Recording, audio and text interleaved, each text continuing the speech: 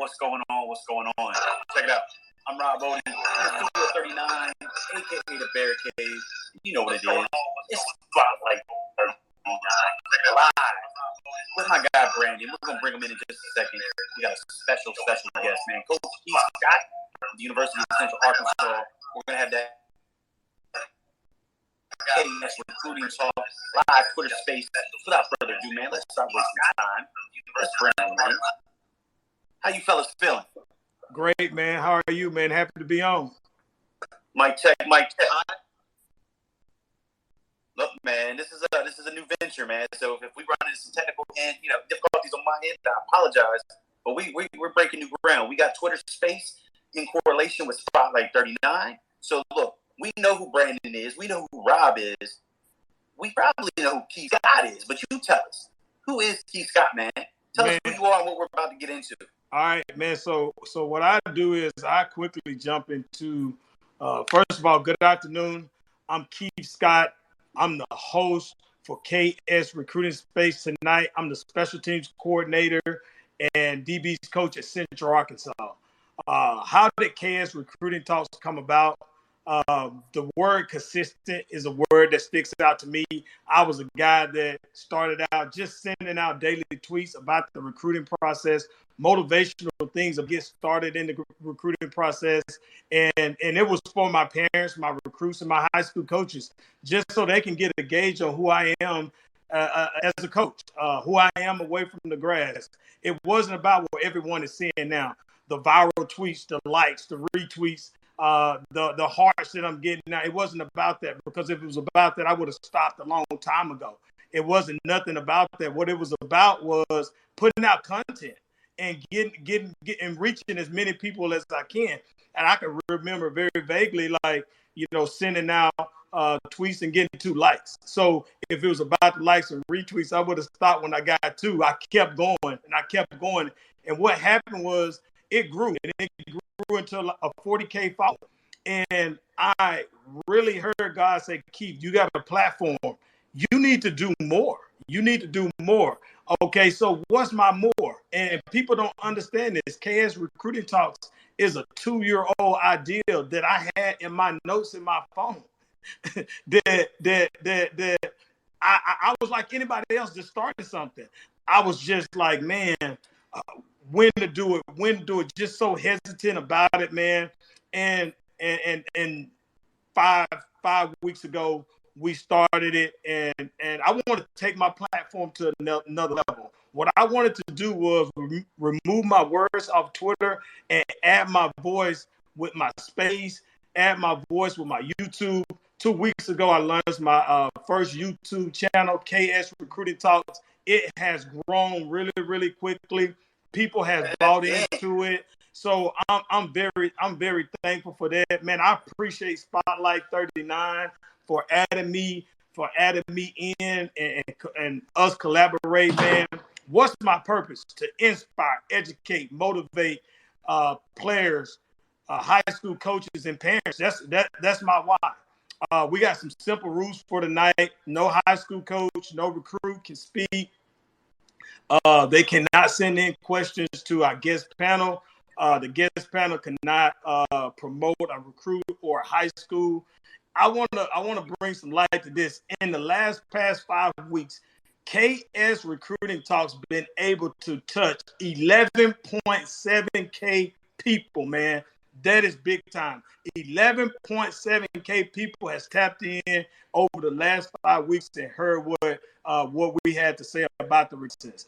I would not stop until KS Recruiting is considered the #1 free resource for parents, recruits, and high school coaches. It's free. It costs you nothing. What I want to do right now, I want to thank everyone over the past 5 weeks that have tuned in to KS Recruiting Talks. Thank you for your time. I want to thank everybody that's listening in right now.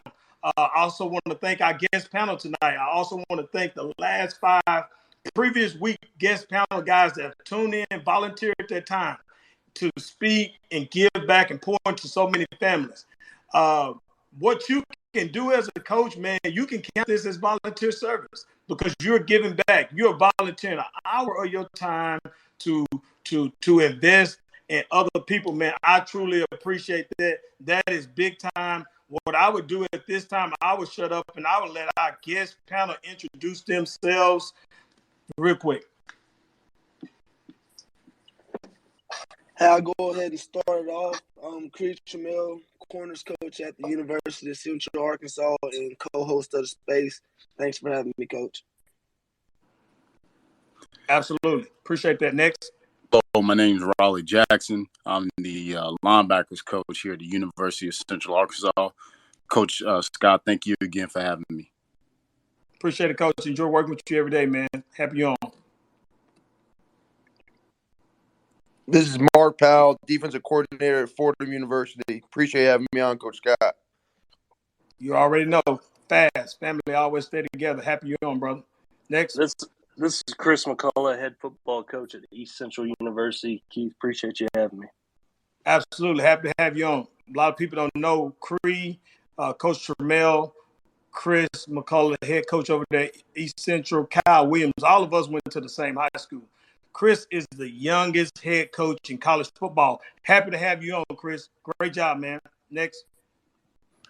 Dylan Sanders, defensive coordinator at Murray State University. Appreciate you having me on, Keith. Man, Dylan, you're a rock star. You're going to kill it tonight, man. Next. Tony Gilbert, defensive coordinator, Mississippi College. Keith, thank you for having me on, brother. Absolutely. Appreciate that, Coach Gilbert. Coach Gilbert was actually recruited me in high school. Man, happy to have him on. Next. Kyle Williams, defensive coordinator, Texas A&M University Commerce. Thanks for having me, Keith. Happy to have you on, Kyle, man. Childhood friend. His mom and my mom went to high school together, so happy to have you on, brother. Thank you. Next. Chris Springer, defensive coordinator, Bethel University. Coach Springer, round number 2, man. Happy to have you on. All right, next. Josh Qualls, offensive coordinator, Cumberland University. Thanks for having me, Coach Scott. Absolutely, brother. Next. Brian Baldwin, special teams coordinator, Lindenwood University. Thanks for having me, big dog.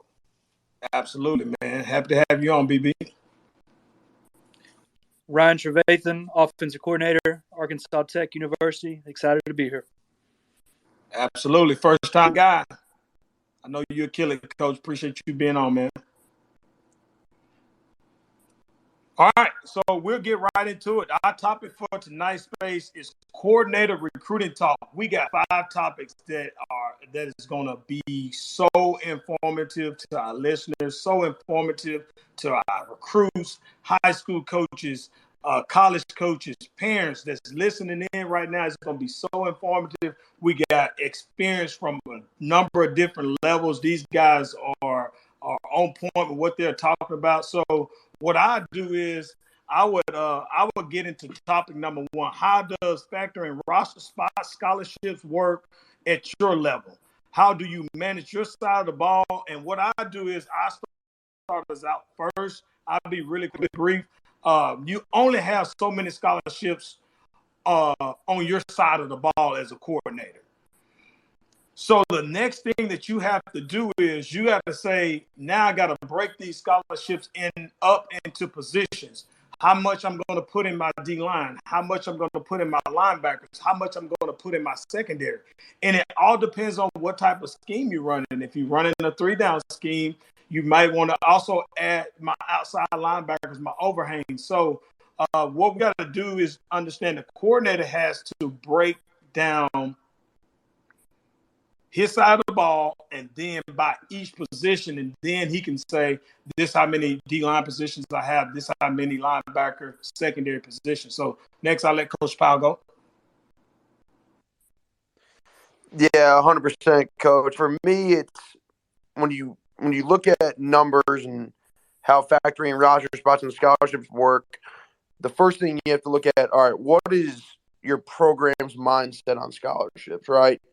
So, like, for me personally, like, I always think on the defensive side of the ball, you're going to have the most scholarships out of everything, right? Just because of the amount of snaps you play. And I mean, I'm going to be a little bit selfish. I'm a defensive guy, but I always think the defensive side of the ball is going to have the most scholarships just for depth purposes. Whether or not you're going to be +4 compared to the offense, and then however many special teams has, you have to factor in that, right? As an overall scholarship work, right?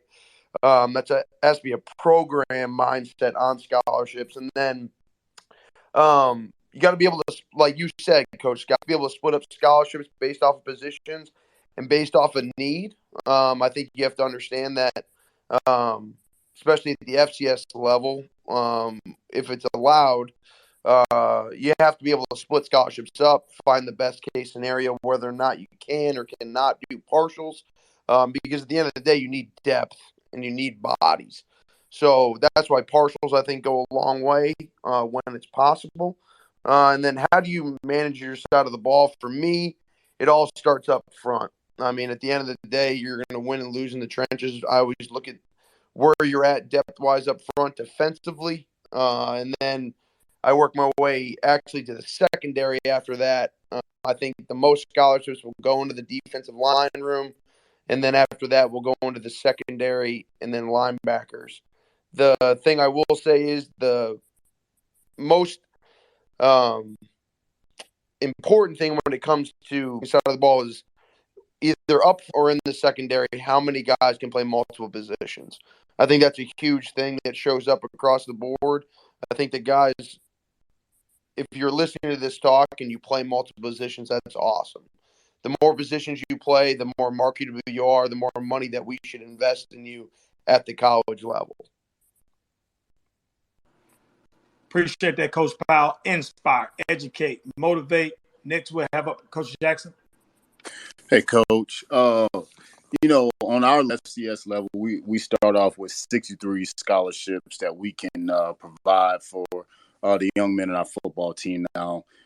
You can get up to 85 with partials, like Coach said, but let's just talk about it just in terms of numbers. So if there's 63 scholarships that we can have on our full scholarships that we can have on a football team, let's just say you have a head coach that wants to keep it balanced. So on offense, he's going to give those guys 30. On defense, he's going to give those guys 30. And let's just say the head coach has a discretionary fund of scholarships that he holds back those last 3 for specialist guys, snappers. And let's just say, hey, he likes an athletic quarterback that also has some position versatility that could potentially play defensive back or wide out. He's going to have those 3 scholarships. So if he gives us 30 scholarships on the defensive side of the football, we're going to start off with the defensive line. Now, the defensive line, I want to have 10 to 12 guys. So if I can have 12 guys up front and we're a 4 down, that gives me a 3 deep of scholarship guys. Now, there's also going to be some walk-ons there that give us depth in terms of being able to go down on scout team or guys that could potentially develop and then be put on scholarship. Next, we're going to talk about linebackers. We're probably going to play with 2 inside linebackers. And so at that point, I really just want to have somewhere between 6 to 8 scholarships at linebacker, but I really want to be closer to 6 than I want to be to 8. I don't really want to spend a lot of money at linebacker because I want to spend the majority of my money on the back end as well as the front end, like Coach just spoke about. So I'm going to have somewhere around 8 cornerbacks. Now that cornerback position, from a position versatility as well, maybe those guys grow into safeties, and maybe those guys grow into that nickel guy who in a lot of schemes right now is really the third cornerback. And then I want to have about the same thing at safety. I want to have about 8 safeties as well. The reason it's twofold why I want to be a little more top heavy on the back end. First of all, is from a depth standpoint, attrition standpoint, those guys run a lot. And I need guys that can be able to come in and be able to sub in and sub out, and also special teams. special teams is the third phase that we don't really think about as far as recruiting. But for us defensive coaches, we know this, that the majority of the guys that are on special teams are on defense. And so we need to be able to have a guy that can run down on kickoff, run down on punt, go block a punt, and then also have another guy be able to come in and play for the fourth quarter. So that would be our scholarship rundown on defense. Really good job. Really good details right there, Coach Jackson. I appreciate it, man. Inspire, educate, motivate. Coach McCullough? Yes, sir. I'm going to put on my, I call the offense, but I'm going to put on the head coaching hat for a minute. Every level is different, like these guys have said, right? D2, we get 36 scholarships to build a team. So every single scholarship is a partial. I mean, this can range from $500 to, every school is different on how much it costs. But like here, the highest would be like a $10,000 scholarship. So, we normally carry about 120 to 130 guys. This year we're carrying a little bit more than that. But as the head coach, I have to make sure both sides of the ball are good.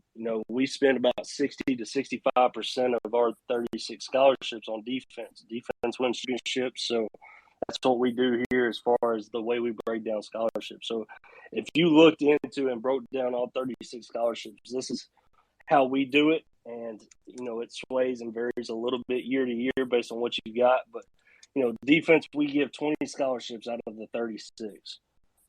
14 and a half on offense and 1.5 on special teams. If you go deeper into that, each side of the ball, so defense, we give 8 scholarships that we all break down into partials to D-line and outside linebacker. You got to get after the passer. You got to be able to win in the trenches. All right. And then we give 8 DB scholarships, all partials. And then we have 4 inside linebacker scholarships that we break down. And then on offense, we got 6 in the trenches on the O-line. All right. We got 4 receivers. All right. Scholarships, 2 for the quarterbacks, 1.5 for the running backs, and 1 for the tight ends.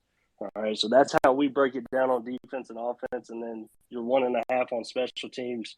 You got to find the best kicker available. You do not want to be late in the game and not have the right kicker to go win it for you. So we do spend a little bit more money than some schools do on kickers. So that's how we break it down here.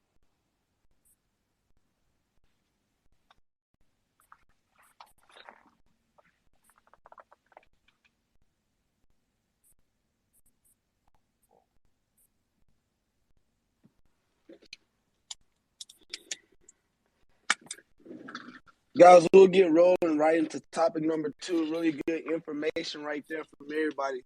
So, number 2, how do you make the choice between high school recruit, portal recruit, or JUCO recruit? Coach Williams, you'll start us off there. Yes, sir, Coach.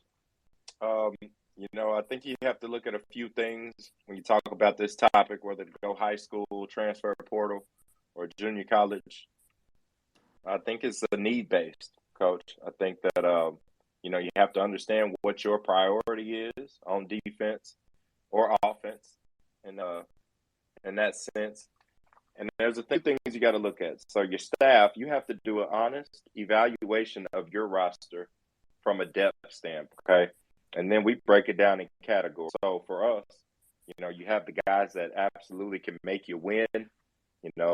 We break it down into categories. The guys that can make you win, the guys that could start for you, play a critical role, and having quality depth.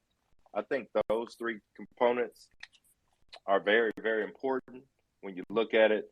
And then, Coach, at the end of the day, you have to understand the pedigree of what you're trying to get done with those recruits.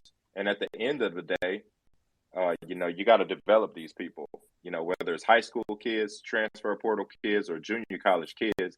I think one of the missing components is the development of all 3 of those guys, because when you look at it, you got to develop your high school kids. The portal kids, you want those guys to be ready. The JC kids, you want those guys to be ready. But the reality is some of those guys are projects. So when you look at that, I think development is the biggest key when you're looking at taking high school kid, portal kids, or JC kids. but it'll all be determined on your roster breakdown and your scholarships. Thank you, Coach. Coach Sanders. Yeah, I mean, this is a great topic. This is a topic that's been at the forefront of college recruiting nowadays, and not just looking at us, Murray State, but looking at the grand scheme of how a lot of teams look at those different levels, high school portal or JUCO. I think a lot of it lies in what that staff is trying to do. What is their mission? Are they a staff that's brand new that needs to get guys in quickly that they can win games? That was our case 2 years ago when we got to Murray State. We didn't have enough talent, so we went and added a bunch of portal guys. Are they a staff that they're kind of in that realm where they may get let go in a year or two if they don't win a bunch of games? That's why you're seeing a lot of staffs go get a bunch of portal guys because those guys are typically more ready to play, or JUCO guys are more ready to play immediately. And so it may be something in that nature where they're trying to save their job. So I think that's really what you have to look at.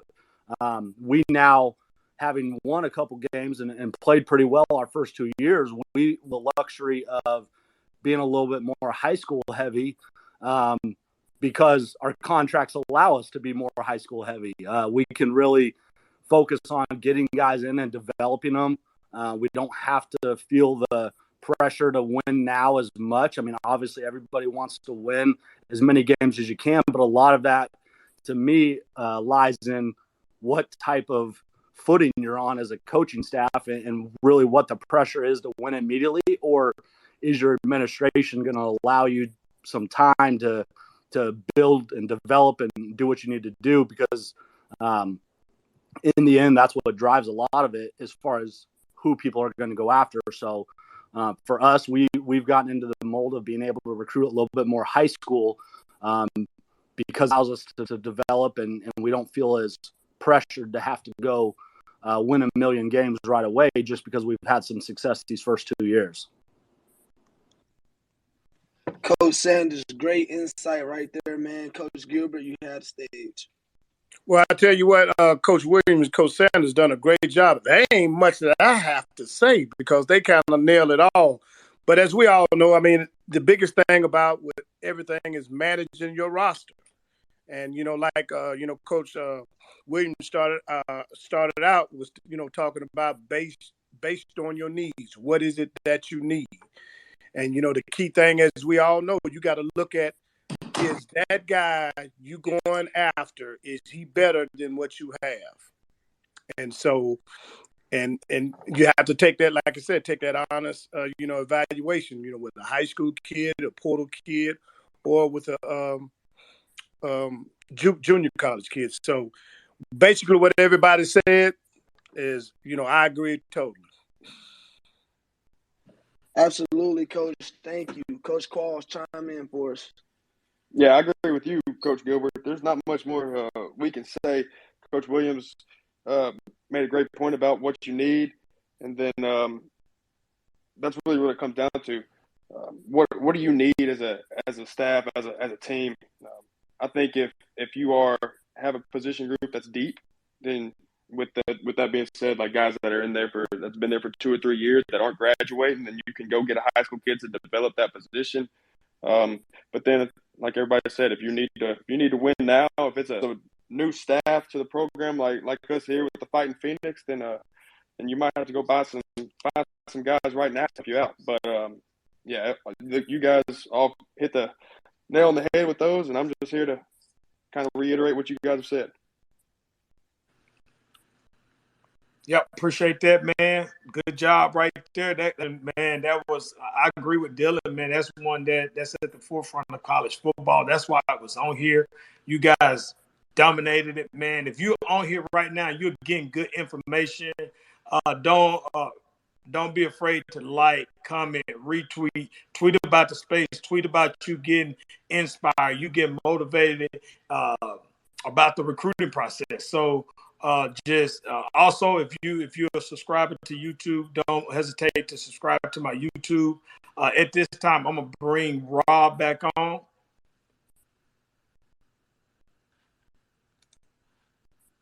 Rob?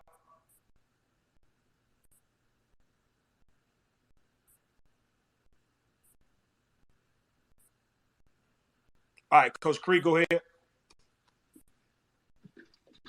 We'll get rolling right into topic number 3. With that being said, topic 3 is, in what order do you like to watch a recruit before offering?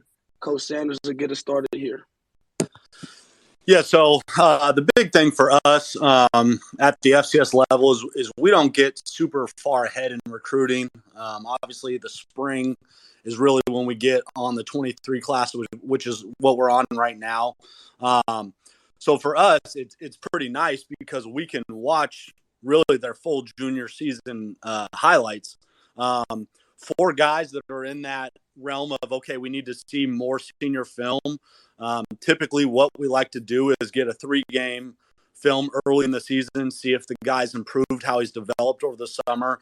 Maybe we saw him at a camp or something and just need to verify a little bit more that the physicality or some aspect of his game that wasn't there is showing on film. And then the biggest thing for us is at that point, whether it's a mid-season or a final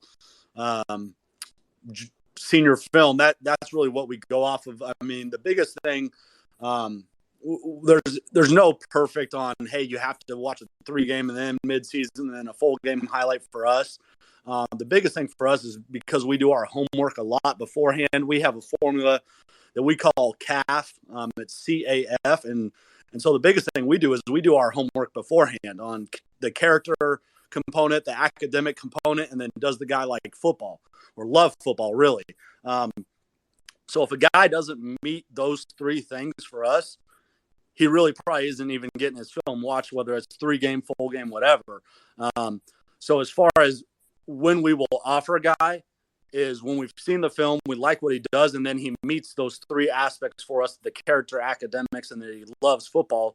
And then we'll roll from there as far as offering guys and making it worth recruiting. Coach, very well said. Coach Baldwin, pitch in on it. Yeah, I think it's kind of an order in how you want to look at recruits. Kind of what I like to do is look at the highlight films first. I mean, we talking about the specialists, being a special team coordinator, you talk about specialists, and then you talk about guys that put the offensive, defensive guys that put specialists on their highlight films. And I know that drives a bunch of coaches crazy. But for me, I actually get excited when I see guys kick off clips on their highlight film and I see guys do things like that. You know, Coach McCullough and Coach Jackson brought up the importance of special teams. And I think that's a huge deal for me being able to see that stuff on highlight films. And then I would like to transition over into Twitter, and a lot of those kickers and specialists have all of their kicking rankings and all of the stuff that they have going on.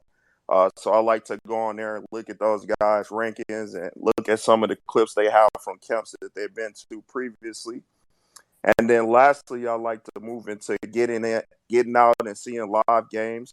If we had the opportunity to see guys that are local in live games, and then I'll kind of evaluate whole game film to really try to get a thorough evaluation on those guys. Great job, Coach. Thank you. Coach Springs, you had the floor. Yeah, I know for us initially early on, it's kind of starting with that with the junior film. We're trying to get as many guys watched as possible and evaluated early on from each coach's perspective area.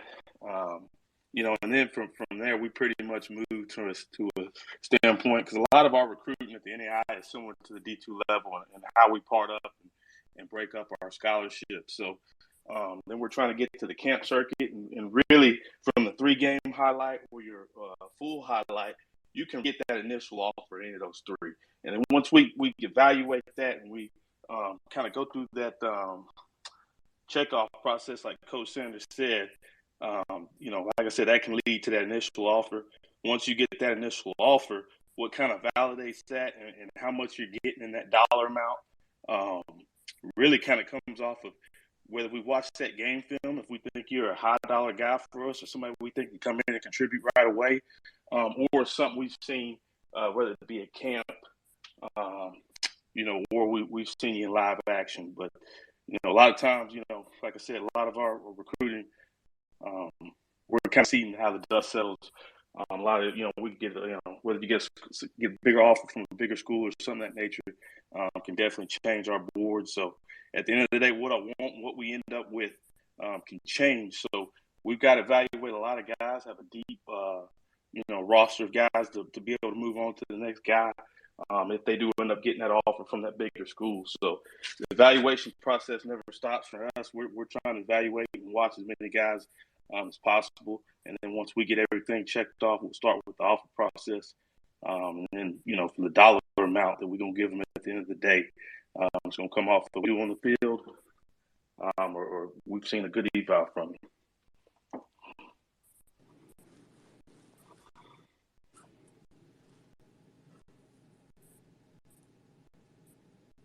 Yep, Coach Jackson. Yeah, Coach, I want to see a full highlight, and I want to see a full highlight that's got some girth to it. I don't want to see a full highlight that's a minute and 48 seconds long. You're not going to answer enough questions for us. If you're a front seven guy, and your highlight is a minute and 48 seconds, and all you're doing is sacking the quarterback, I don't know how you set the edge in the run. If you're a linebacker, I don't know whether you can get off blocks. I don't know whether you can cover. I don't know what your ball skills are. For a DB, I want to be able to see, can you tackle? Can you play bump and run? Can you go up and high point the ball?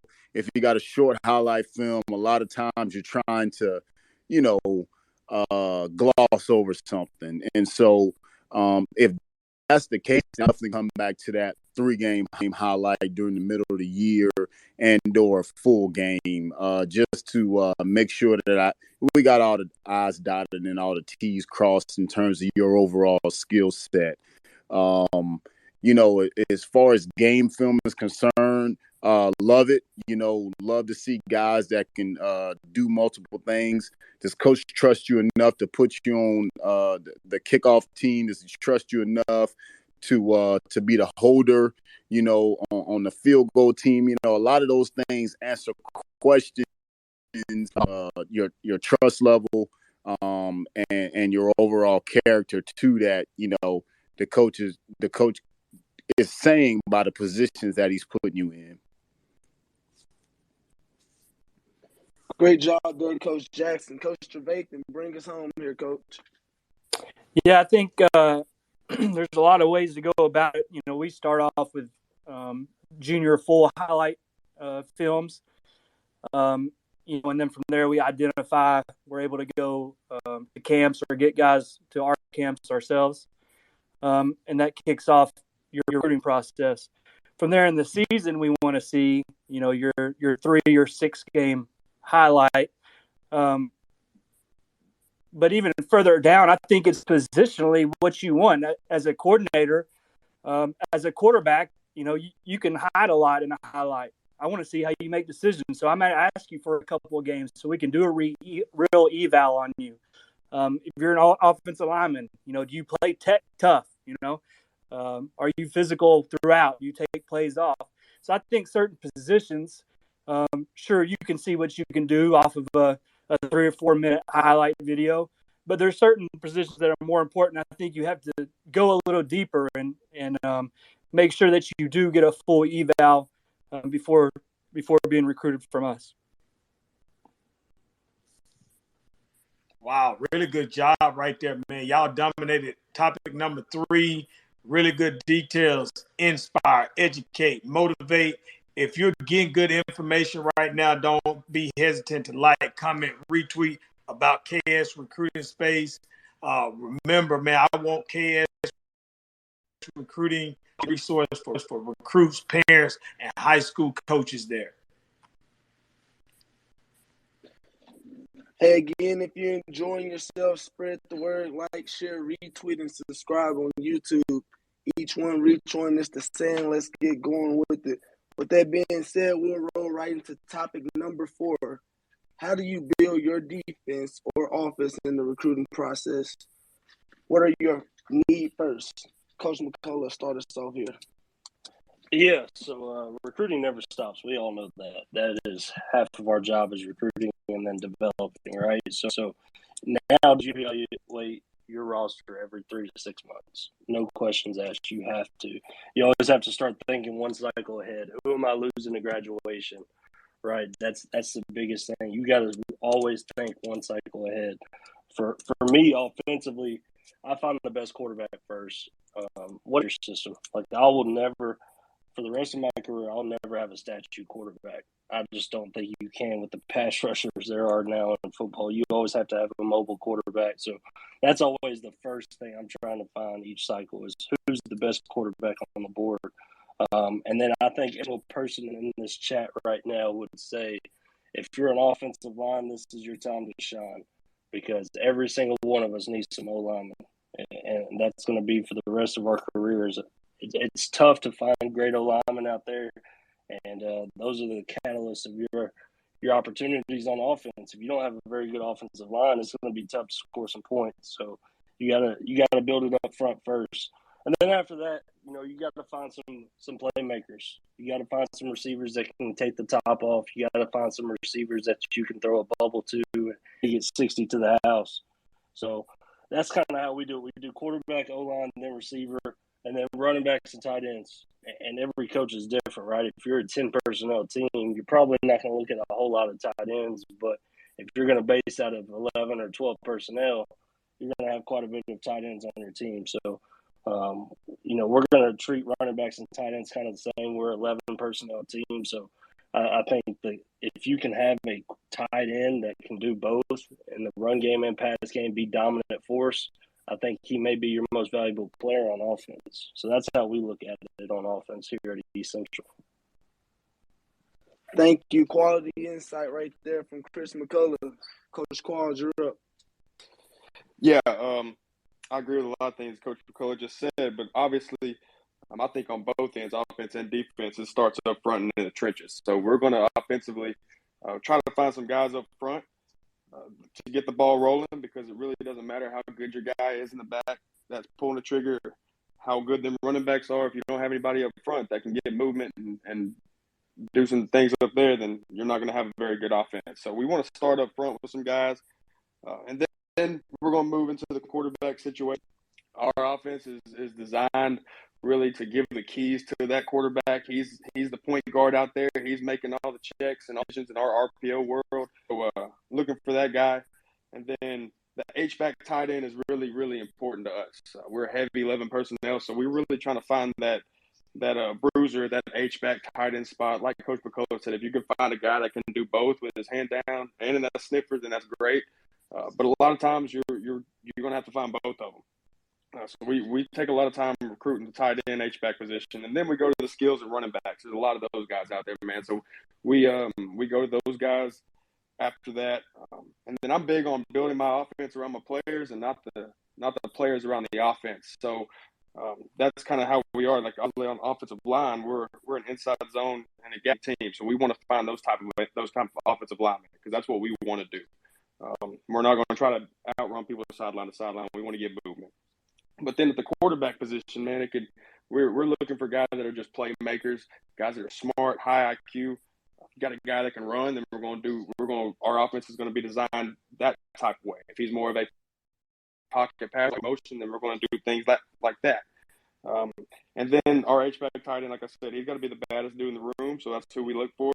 Somebody who's just a dirty dude, man, and a lot of times that's a walk-on, because walk-ons are willing to do whatever they got to do to make that team the best that they can do and just get on the field. So that H-back tight end is a great position for us. And then from receiver-wise, we're trying to find a big body boundary receiver, like most people, who's our possession guy. What we call our H is our slot to the boundary. He's our bigger slot, so we can show a 10 personnel, but he can also get into the box and do a little bit of work to give that 11 personnel a look. And then our field slots, trying to find some guys with a little bit more wiggle, more option, jet sweep stuff. And then our field outside receiver is more the guy who's going to take the top off. So that's just kind of what we look at as far as the skill position goes, from top to bottom, from O-line to everybody else. Thanks, Coach. Good insight on how y'all like to get things done on the offensive side of the ball. Thank you. Now we'll head over to Coach Gilbert. Well, it's kind of been talking that, especially in the beginning of this, you have to start up front.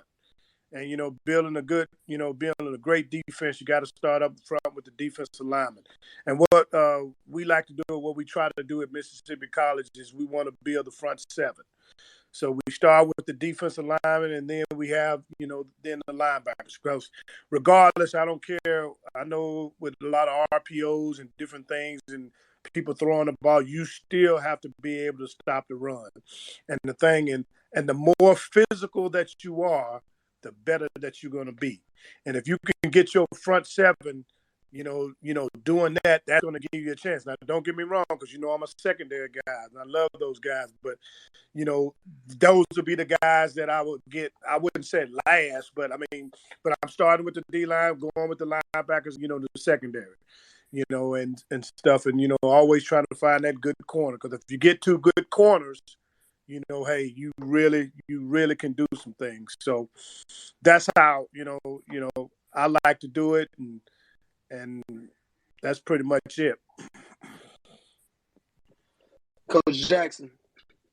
Yes, sir. I definitely agree that you start up front.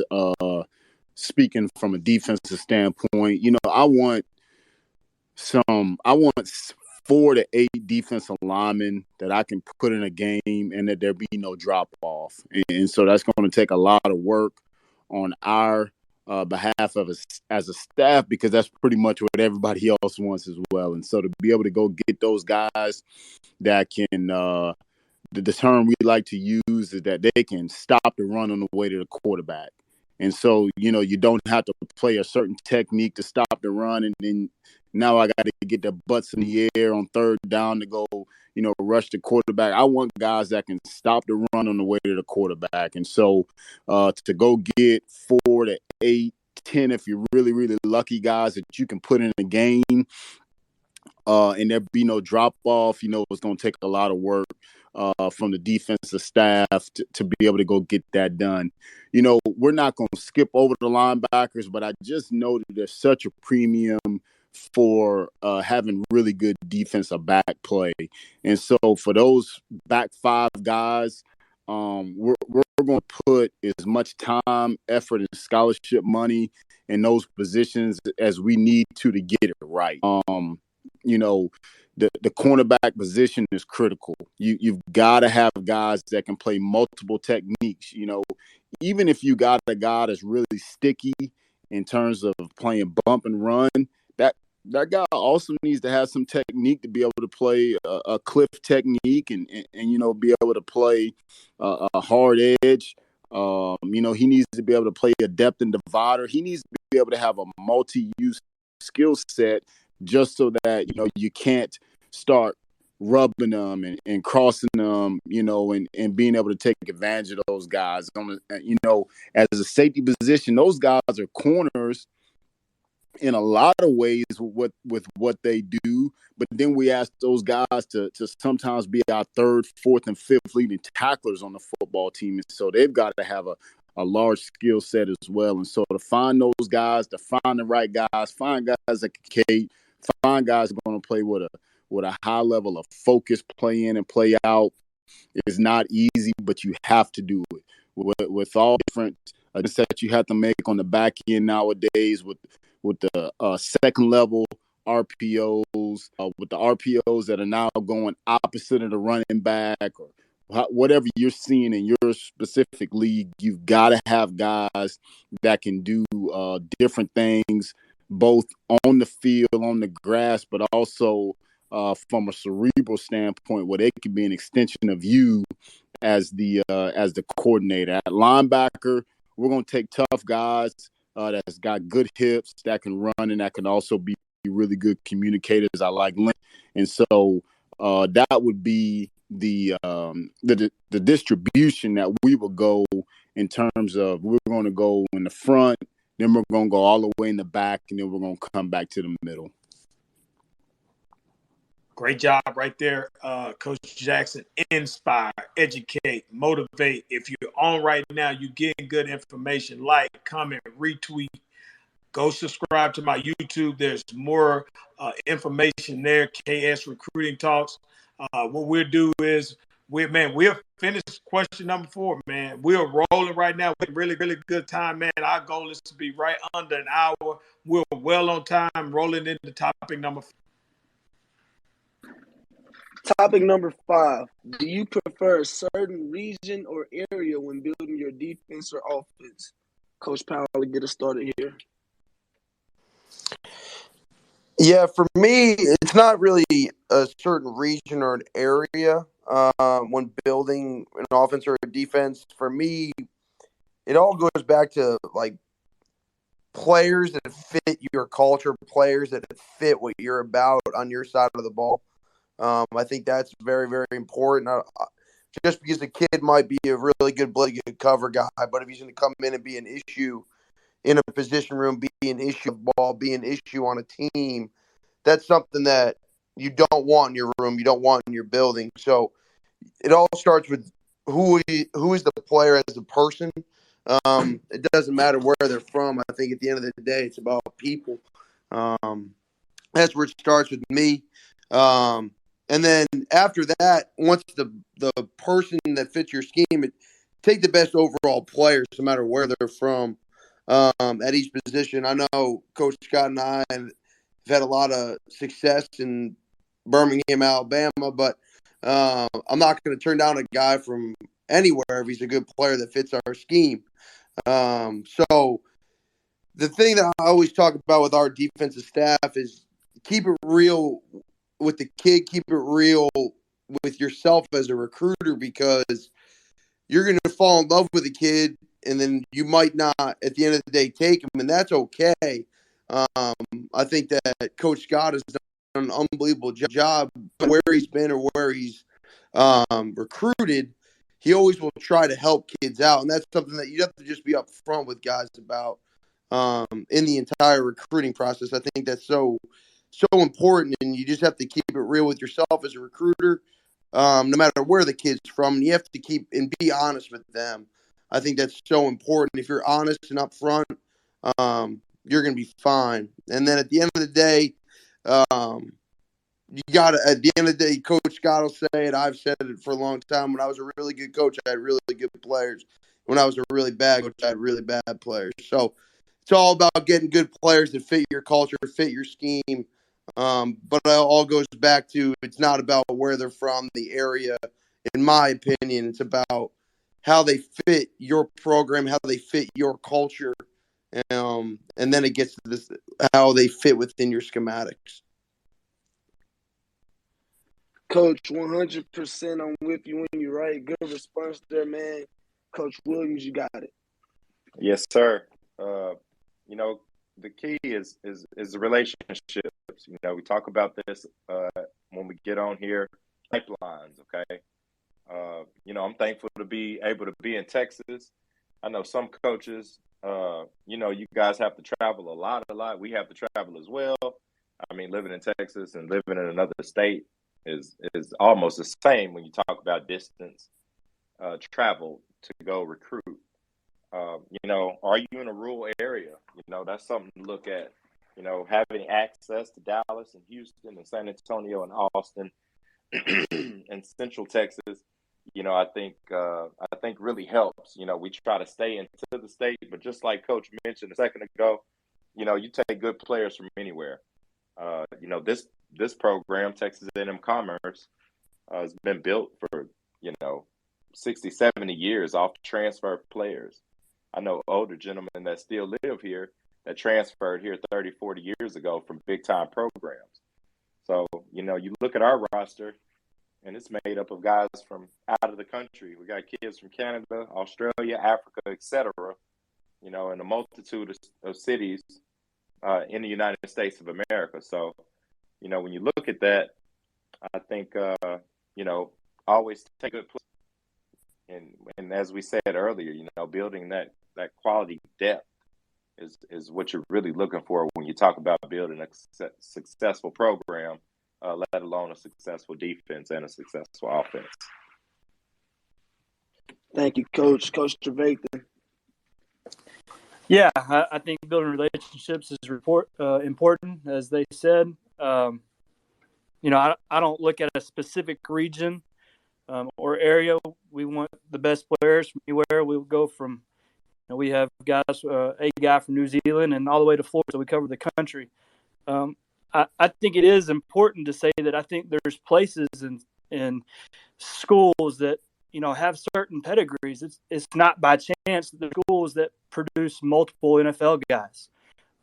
It's not by chance that certain areas keep on producing or certain states keep on producing guys that are successful over and over again. That's what they're meant to do. That's the pedigree they've grown up in the game. On the flip side, I think if you go into a school, and you sign a kid and he doesn't work out, okay, maybe that's the case.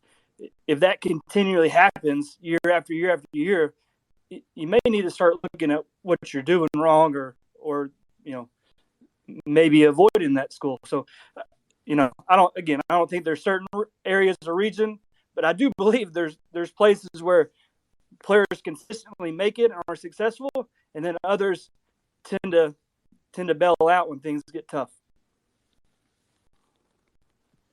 Thank you, Coach. Thank you. Coach Springer?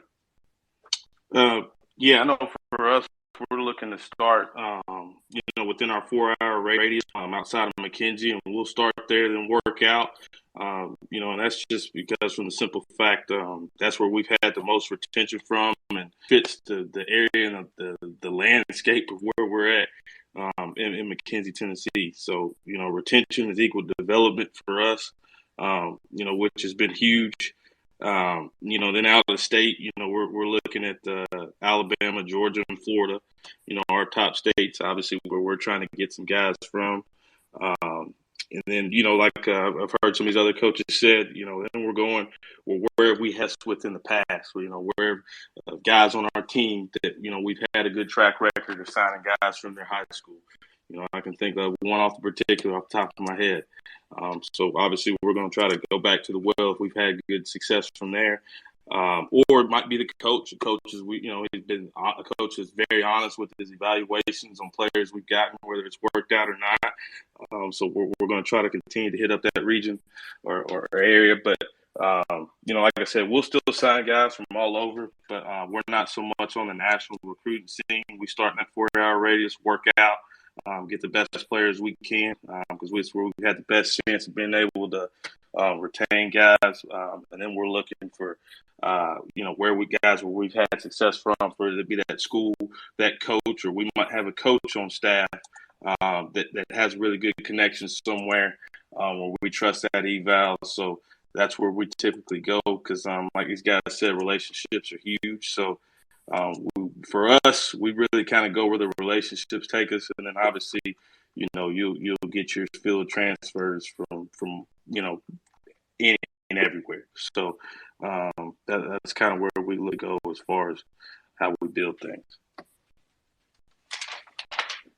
Coach Baldwin? Yeah, I would say we definitely don't discriminate at Lindenwood. I think ballers are born all across the country.